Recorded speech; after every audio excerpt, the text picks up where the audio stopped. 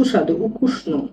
Yellow যে উকুষ্ণ, সার্বিয়ানে দেখেন yellow মানে খাবার, যে ইকুষ্ণ, উকুষ্ণ ভেঙে দিচ্ছি দেখেন, যেটা যেই এখানে লিখতে হবে, যে এরপর ই আছে তাই এটাকে ভেঙে দিচ্ছি দেখেন কি হবে, এটাকে উকুষ্ণ হবে, এটাকে উ, এটা ওয়াইটা উ হবে, ওয়াইটা হবে উ,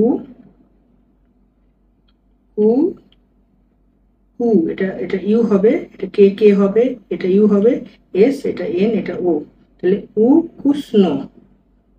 এই ইউকে আমরা ওয়াই এ ইও লিখতে পারি, ইয়াকুষ্ণ বলা যায়, তো সবচেয়ে ভালো হচ্ছে উকুষ্ণ বলা, তো উকুষ্ণই বলবো আমরা, যেটা আসল হয় উকুষ্ণ বলে, মানে সুস্বাদু।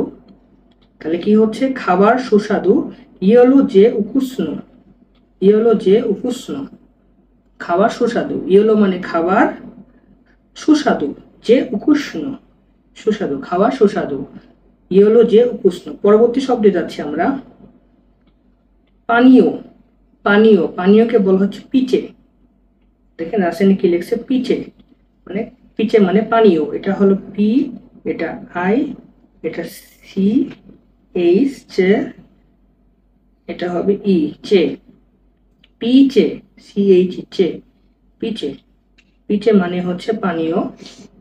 আমরা বাক্যে প্রয়োগ দেখছি, আমি পানীয় চাই, আমি পানীয় চাই, ঝেলিম পিচে, আমি চাইটা হচ্ছে ঝেলিম, ঝেলিম, আর পানীয়টা হচ্ছে পিচে, ঝেলিম পিচে।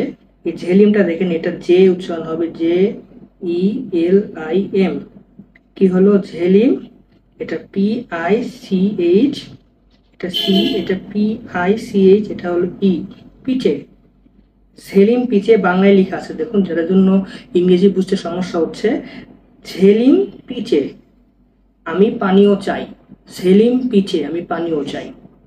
আমরা পরবর্তী শব্দে যাচ্ছি, পানি, পানি, পানিকে বলা হয় ভোদা, ভোদা মানে পানি, ঠিক আছে, এটা অদ্ভুত নাম।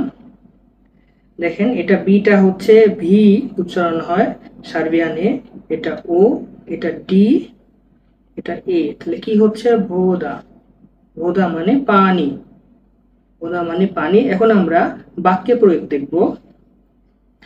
বাক্যে প্রয়োগ বাক্যটি হচ্ছে, অনুগ্রহ করে পানি দিন।